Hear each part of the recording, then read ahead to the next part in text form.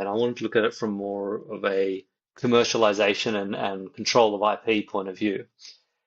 So to be clear, Black Forest Labs and Stability AI, if you go to Hugging Face, which lists many of the open source models, and you look in the text to image category, majority of the open source models available here are from Black Forest Labs or from Stability AI. So it's from a group of people that have worked together and broken off into different groups at different points in time.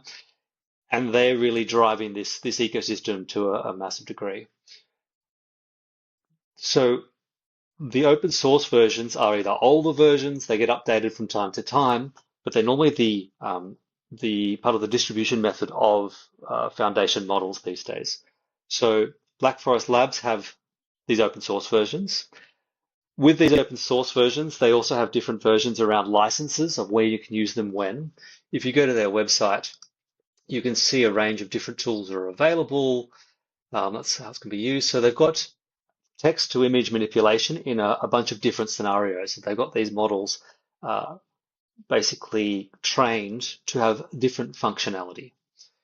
So there's the open source one, so often dev, so you can use this as you wish. You can also use third parties that host these models for you. There's often some basic licensing fee and cost around that.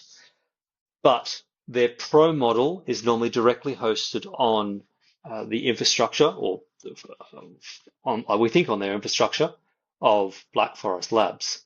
You'll see that their pro models are sometimes actually listed within the third parties, but it's often just a pass through from the third party API to the Black Forest Labs API. So this all comes together to mean they've got distribution with the open source models, so it becomes very popular and becomes a bit of a default in the ML ecosystem for this functionality.